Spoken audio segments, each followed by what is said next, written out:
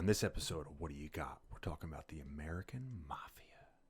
Oh, shit. And we're talking about what superhero you would want to see save you from the Mafia, apparently. Stay tuned. You're listening to Bro Down Podcast all fucking day. Oh, yeah. Hey, everybody, welcome back to the Bro Down Podcast. I'm Andy Smith. And I'm Tim Fuller. And this is What Do You Got? What do you got?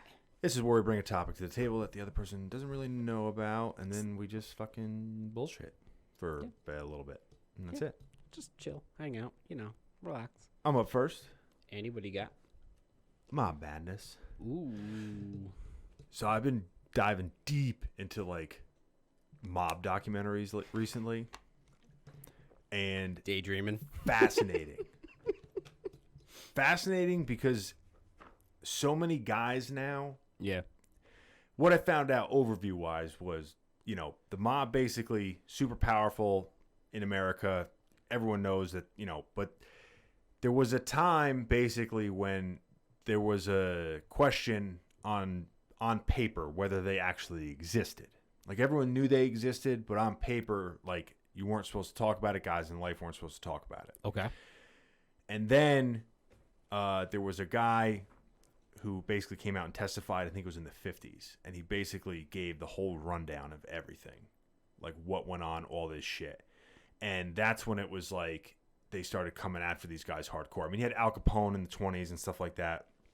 But really it was kind of it's a weird thing, right? Because they had these laws and these guys would do all these crimes and they would only do a couple years in jail. So they're trying to, progress it. So basically they got it to the point where they made the laws so that they could, the racketeering laws, the RICO laws, so that they could put everyone in jail. Okay. Even if you didn't commit the crime yourself, because you're part of the association. Yeah, you're an associate. So now it's you can't really have the mob like you had the mob because of technology and all these laws. So it's very weakened. So now you have all these old school mobsters who got out of the life or did their time and are now older, and their mob's really not around anymore. Yeah. So they're doing all these interviews where they're talking about shit. Because the threat's not there anymore. Not as much. Yeah. I mean, I'm sure there's always going to be some type of mob. Just like there's always going to be gangs. Yeah. But it's not to the point where it used to be. But just going from I'm talking hours of watching stuff on this. And what I tend to gravitate towards is the interviews with the guys who are more or less were there, who are the main players, and who also are kind of known for not bullshitting a ton. Okay. And it's very interesting hearing each side of their story and what actually happened. And it's fucking nuts because a lot of them go over the mob movies and which ones are accurate and which ones are not accurate. And it's crazy to see how much power they had while getting away with all this shit. The one guy who I watched a ton of videos on, this guy Michael Francis, he had one of the biggest rackets where he just basically they got into this scheme where they started acquiring gas stations and they just wouldn't pay tax on the gas they got. Okay. So they would buy gas, fill up the tanks, but they just wouldn't pay the government the tax. They would just keep it. And it ended up being money coming in through the stations was 5 to 7 million or 3 to 7 million a week. Holy shit. A week. And I think he did this for 8 years before they finally caught up to him. Which is funny because you would never be able to do that now. Yeah. And what's crazy is they had to make these laws because they couldn't ever get anyone on anything because they couldn't tie it to anyone. So they had to almost make up, I don't want to say these bullshit laws, but these laws that basically were designed for organized crime. And it's interesting because everyone that was talking about it, they all had the same theme where it was back in the day, you didn't have guys that testified because you do 5 or 10 years in jail. He's anybody could do that. That was what we expected to do. He's they were giving out triple life sentences just because you were associated with us. He's nobody wants to do that. Nobody wants to spend their whole life in jail. Yeah. So he's like, so that's what made everyone start flipping. Yeah. And that's crazy. yeah, but when you hear like the old school ways of like how they did stuff, where like you don't like it's surprising how like well organized it is, but at the same time how chaotic it is. And they were talking about like, you know, one of the bigger things that kind of brought everything down on everyone's head was the whole John Gotti era thing, because you know John Gotti, the name, right? Yeah. So his whole thing was like the main reason why a lot of people didn't like him. Apparently he was a likable guy in that life, but he was very flashy and very like, I want to be known as being a mob guy.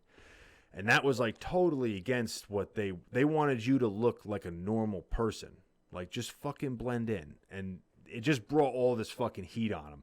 But it's crazy to see like the highs and lows of them over the years in America. Like the neighborhoods they were in, like how the families got broken up and like who did what and all this shit. And it's crazy too, because you're watching a guy interview somebody and the guy is out from prison because he testified, but he admitted and was convicted or counted with 19 murders. I mean, it's funny, but it's not funny, but it is. Well, just it's weird that you're sitting across from somebody and it's like this older guy, right? And there's a bunch of them. Like the one guy, Sammy the Bull, he was John Gotti's right-hand guy. He admitted to murdering 19 people. That's what he admitted to. And he's just sitting across the table talking to someone.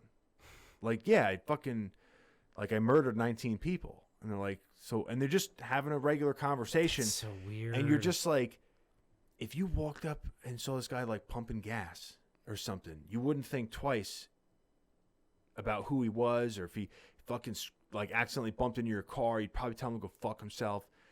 That's why you don't do that. It's just a fucking guy that has murdered dozens of people. He admitted to 19.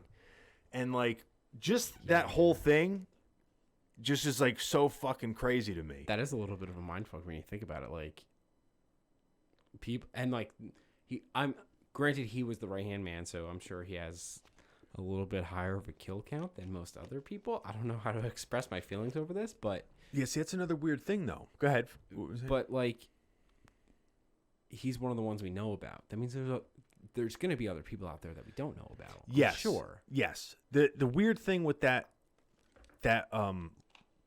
from what I've been looking at though, the interviews, is that they always say the same thing. Like everyone thinks that all we do all day is go around shooting people. He's like, number one, he's like, majority of the people that we killed were people in our life. We don't really fuck around with people that aren't in the mob. Yeah. And like if you get involved with us and you owe us a shitload of money or something, like you might get something happen to you. But we don't go after innocent people, like, and all that. So that's number one. And number two, he's like, another misconception is that everybody's a killer. He's like, some guys just made money. Like that was their job. They wouldn't ask them to do shit like that because there's more risk of them going to jail, and then the money stops coming in. Yeah. So they're basically saying like out of every like 10 guys or 100 guys in the mob, there might be like 15 of them that actually earn money. The rest of them are just there to enforce the rules of everything else. It's funny that we're talking about this. So I talk about this YouTuber all the time, CGP Grey. Shout out. Not with Mafia, but he was talking about pirates. Yeah. And he was basically saying like, it's not what you think it is. It is, and it's not at the same time. He's like a pirate ship will definitely like find another ship. They will board you, they will murder you, and they'll take your booty. But that's not effective. He basically point blank said like, he's like, why would they want to do that? So it was like this whole long drawn out thing about how like it's a business. Yeah. And at the end of the day, he's like, why would we risk our boat when we could just like fly a flag and you'll surrender? He's like, that way we don't risk our boat and you don't die. Yeah. But we still get your booty. Well, that's what he was saying. He was like, it basically came down to a business. And one of the other... It's a business. It's a business at the end of the day. One of the other fascinating things that the guy... that's why they love accountants. Yeah. Yeah. The guy Michael Francis was talking about talking about sports betting. And he was talking about how back in the day, professional athletes didn't get paid a lot. Like they got paid good, but not a ton, not like Yep. today. And he Yep. was saying that you don't see a lot of mob ties with professional sports guys nowadays because they can pay off their debts. But back in the day, it never used to be like that. He said college athletes today are the ones that they go after because they don't have any money. That makes So sense. basically what he's saying is when you place a bet with, I don't know if you know how bookmaking works, but if you place a bet with a bookie, Yeah. it's not like placing a bet at a casino or a racetrack. You don't have to have the money. Okay. You basically just tell the guy, put me down for 5,000 on, the Knicks. You don't have to give him $5,000. He just takes your word for it that you have that $5,000. So when you place that bet, and a lot of degenerate gamblers don't have fucking money because they're placing bets all over town. So when they would get a sports guy, professional athlete or whatever, he would come in, put like $50,000 down. He's like, I'd get a call from one of my soldiers and they'd be like, hey, I got so-and-so here. He's in us for $50,000. Do you want us to cut him off? He's like, why would you cut him off? Let him get into us for $200,000, $300,000, $400,000, $500,000, and then we'll talk. So he lets him get in for that much money. So then he's like, then I invite him over and we have a little sit down. And he's like, listen, you owe me $500,000. How are you going to pay me? Because what he's basically saying is we didn't lose any money. This is just all on paper. Yeah, it's not real. It's not real money, right? Unless you make it real by, whatever. So he's basically telling him, you owe me $500,000. How are you going to pay me? He's like, well, I don't have the money. He's like, well, I know that, but how are you going to pay me? So how about this? The next time you play, the first 3 times you get the ball, you turn it over. You do that. Or next time you guys are playing, you guys are favored to win by 20 points. Don't win by 20. Win by 19. Win by 18. Just don't win by 20 because it's about the spread. Yeah. So he's like, you do that for me, 5-6 times, we'll call it even. And that's how they would get those guys in there. That's crazy. And what he says about the college kids, he's like, the college kids, you go over to them and say, listen, he goes, you don't go after the high profile ones that are going into the pros. He goes, you go after the ones that are like just not good enough to go in. He's like, hey, listen, you're not going into the pros. How about this? He goes, I'll give you $10,000. When I tell you to, you miss a pass. Or when I tell you to, you don't do this or you don't do that. He goes, you just play like shit. He's like, you don't have to make a super, just play like shit. He goes, you do that 10 times, you got $100,000. He's like, you could buy a fucking house with that. So he's like, obviously the kid's attracted by the money. He agrees. 20-year-old kids. He goes, jump on that. Almost like clockwork. The 3rd, 4th game, they come up to me and they're like, hey, I think the guys are starting to pick up on what I'm doing. I can't do this. He's like, I don't think you understood the agreement. It was for 10 times, not 3, not 4. You have 7 more games. 7 more games. And it's like, what do? You can't tell your school because you get kicked out. You can't tell this fucking guy no. You can't go to the cops. So you better fucking throw the games or do whatever he tells you to do. Yeah. But everyone thinks that like these guys, there's like that persona that they're just a bunch of knucklehead meatheads. But like they're brought up to always have that like, how can I make a buck? How can I make money? How can I turn this into a money thing? And granted, there's only a couple guys that are really good at that in that world or used to be.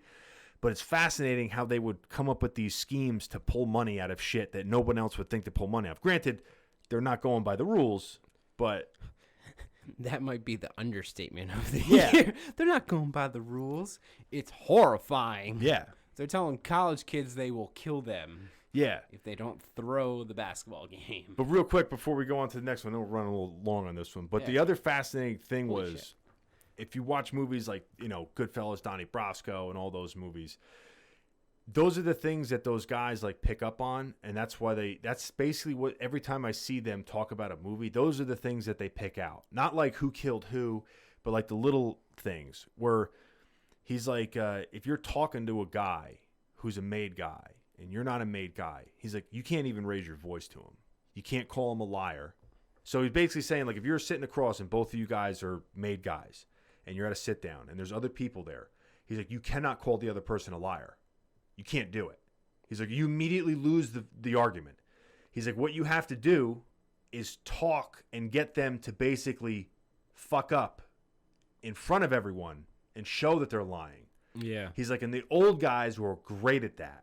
Because he's like, the old guys didn't curse. They were great at getting you to fuck up in a conversation. He's like, if it's only you two in a room, you can curse each other out and do whatever you want. He goes, but when there's an audience, there's like a level of respect that you had to show somebody else. That's interesting. Yeah, and he was talking about like the scene in Sopranos, which I never really watched The Sopranos. I guess I have to now. But he said like the one scene where somebody like hit Tony, who was like a made guy. He's like, that would never happen. He's like, if he did that, even if the guy was like a liked guy, he's like, he would have to go, because it's a public display of disrespect, and if it's tolerated, it's going to be shown as a weakness, and you can't have that. And I'm like, fuck. Yeah. And it just also amazed me how many guys knew the rules and just still fucked up. Right. Yeah, because Like, they all think that they're just going to get away with it, because that's the mindset you have to have, I guess. I guess. It's fascinating, dude. It is pretty fascinating, because you're right. I got to send you some of the interviews. Yeah, you got to send me some of that shit. All right, what do you got? All right, we're going to be talking about MCU actor Switcheroo. Okay. Or put in place. So the moral of my story is the MCU is filled with absolutely phenomenal actors, a lot of which I don't think we would be able to replace. You can correct me if I'm wrong. Like, you have Robert Downey Jr. playing Iron Man. Done. You're not replacing him. You're not replacing him. He's the perfect guy for that role. The perfect man for that role. Even Chris Evans as Captain America. Perfect role. He is like the embodiment of Captain America. I think Thor as well. Real? Yeah. No, you're right there. So my question is, if you can see someone replace someone else in MCU, who would it be? Or if you can come up with another character, if like you're well known with the MCU, like other like superheroes, who would you want to be cast? I would say the obvious one would be Edward Norton as Hulk. That was gonna be my example, and that's what got me onto this, because he played Hulk. Yeah. So that would be the obvious one. And that movie is still technically part of like... It is. It is. Yeah, but I don't... Liv Tyler is out there somewhere crying because the Hulk won't bang her. Yeah. I think... whatchamacallit? They just kind of scrapped most of that storyline because he didn't go into the universe. Because Liv Tyler just going away, and he's like with Black Widow or whatever. But I thought Mark Ruffalo... I originally thought that was going to be terrible, but he actually ended up being really, really good. So I don't hate that. I'm in the same spot. I don't hate it. So let's go over like the most because I think that the MCU did one of the best jobs of casting the right people for the right roles. Yeah, I can mostly agree with that. Who would you switch? I have two people in mind. Okay. I'm terrible with names, so this is going to be brutal. But especially between the two of us, we're going to be sitting there like, ooh, who is that actor? Okay. Arrow dude. Hawkeye, he was very good, but I feel like he's replaceable. Are we talking about replaceable people or people that we think would be better in that role? Either or. Who would you replace him with? You got to have somebody. You can't just say fuck him and get him out of the thing. Oh, well, that's not fair. Because I think that is more of a hindrance of his plot and his role in the MCU. Because he's kind of like the average guy. He is basically like if you filled a glass with rocks and sand, and then you put like the 2% cement in there. Okay. He's the cement, because there are a couple times where he holds the whole group together. That's fair. Yeah. You know what I would like to see? Not because I would think it's better. Like, I would like to teleport myself to an alternate timeline where this took place, just to see how it would have went. Mm-hmm. Tobey Maguire as Spider-Man in the MC. Like Spider-Man, like he's a college professor now? No. Like, he took the... I guess he's kind of old. I don't care. Do it anyway. You know what? I think those movies are underrated. I know people love them, but I still think... The third one was horrible. I wholly disagree. The third one with Venom. Yeah. How do you disagree with that? I'm not saying it was the best movie ever produced. Is it the worst Spider-Man with Tobey Maguire?